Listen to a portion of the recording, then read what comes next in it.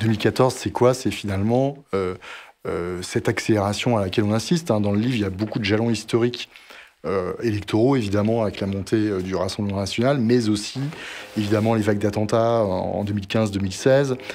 Ça a été ça a été évidemment la tournure des mouvements sociaux.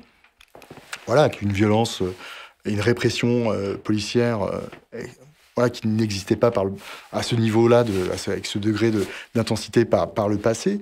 Ça a été le mouvement des Gilets jaunes, ça a été la crise sanitaire, etc., etc. Évidemment, contexte international.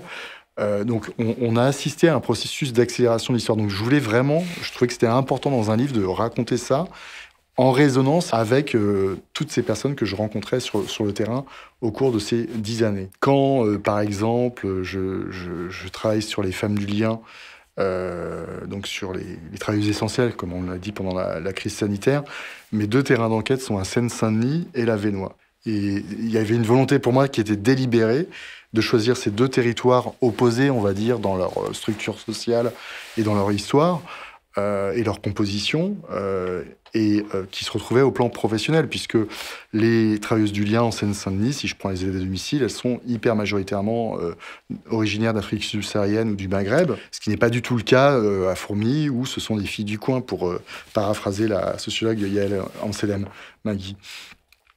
Donc ce sont des femmes blanches qui sont nées, qui ont toujours vécu au même endroit. En revanche, leurs problématiques sont identiques.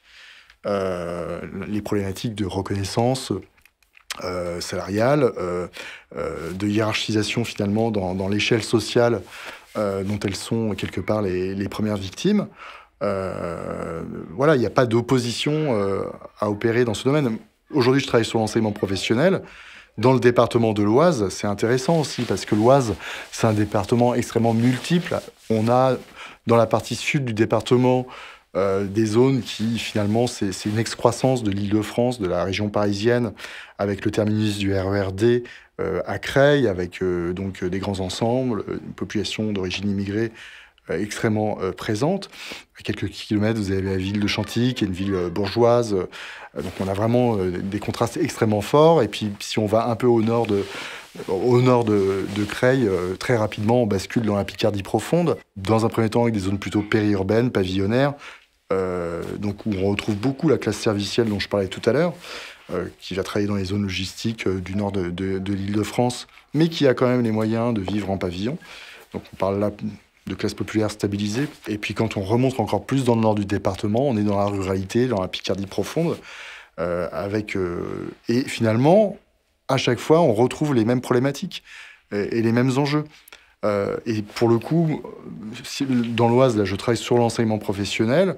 L'enseignement professionnel réunit les classes populaires, à la fois des petits blancs, comme des populations racisées de Creil, et parfois on les retrouve dans la même classe.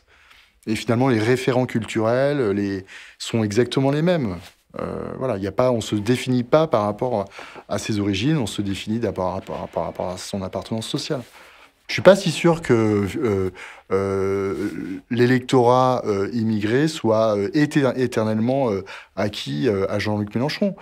Aujourd'hui, vous avez en effet une sorte de vote d'appartenance. C'est un peu gazeux tout ça. Vous parlez de propositions. Je ne suis pas sûr que les propositions et les programmes soient forcément aujourd'hui l'alpha et l'oméga qui déterminent le vote de nos concitoyens. Mais par contre, et c'est ça moi qui m'inquiète encore, c'est cette dimension un peu d'appartenance. Si l'électorat blanc des classes populaires du grand quart nord-est de la France, dans des bassins industriels, vote pour le Rassemblement national, parce que d'une certaine manière, et c'est complètement biaisé et faux, mais quelque part, il y a cette idée que elle fait partie des nôtres, c'est notre camp, quoi. Il y a ce sentiment d'appartenance. Et ben aujourd'hui, avec le vote LFI, et singulièrement depuis le 7 octobre 2023, avec Gaza, ça c'est une autre histoire, il y a aussi le fait d'avoir énormément insisté sur ce sujet, a fait que ça crée quelque part de la cohésion et un sentiment d'appartenance par rapport à ce vote. Mais voilà, ce que je veux dire, c'est que le vote aujourd'hui, il est devenu, et le débat politique de manière générale, extrêmement émotionnel. On raisonne plus en fonction de théorie politique ou d'idéologie. On peut le regretter. Moi, je le regrette, personnellement. Et c'est ce qui fait aussi qu'on n'arrive peut-être plus à se parler. Et qu'on réagit finalement dans l'émotion et dans une logique finalement où les électeurs sont quelque part presque devenus des supporters, quoi. Les gens que je côtoie dans ce projet sont très loin de la politique et au-delà d'être très loin, parfois souvent détestent la politique, ceux qui la représentent et ceux qui la commentent, hein, de manière générale, et dont on fait partie ici aujourd'hui. Ça, c'est quand même quelque chose qui est assez central. Mais bon, malgré tout, il y a quand même des gens qui s'y intéressent en France. On n'est pas le pays le moins politique du monde, je crois pas. Enfin, mais c'est vrai que pour cet électorat, on va dire, notamment auquel je m'intéresse du Rassemblement national, on a quand même des caractéristiques d'un électorat qui est assez proche finalement de l'électorat abstentionniste. Et d'ailleurs, on voit beaucoup de migration permanente entre les deux. On sait bien qu'on a un problème institutionnel quand même de longue date, quoi. C'est pas tant la Ve République le problème, c'est la manière dont la Ve République a été pratiquée et s'est transformée au fur et à mesure des années, enfin depuis notamment l'instauration du scrutin présidentiel qui rythme l'essentiel de la vie politique, qui rythme y compris les élections locales.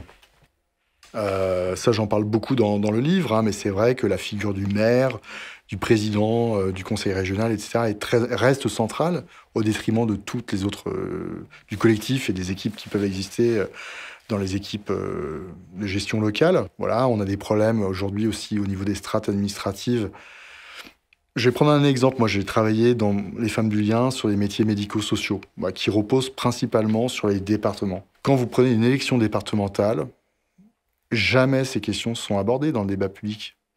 On parle jamais de l'autonomie, on parle jamais du grand âge, du handicap, de la protection de l'enfance. Ça n'existe pas. Quand on va commenter une élection départementale, les débats vont porter sur les équilibres politiques, sur qui aura quoi, et jamais on se prononce sur le fond. Quand Emmanuel Macron a supprimé les impôts locaux, qui a parlé finalement derrière des conséquences que cela aurait pour les départements dans leur autonomie fiscale? Personne. Aujourd'hui, cette strate administrative est devenue un prestataire de l'État qui gère les politiques dont l'État ne veut plus, dont il s'est débarrassé, finalement, pour pas qu'elles soient traitées sérieusement. Alors que les enjeux sont énormes sur le grand âge, sur la protection de l'enfance, etc. Donc là, on a une démocratie, oui, qui est singulièrement malade, et je pense que ça participe du sentiment de déclin, qui n'est pas qu'un sentiment général, qui est démocratique, économique, social. Et ça, c'est quand même le ferment principal, évidemment, du vote pour le Rassemblement national et l'extrême droite en général.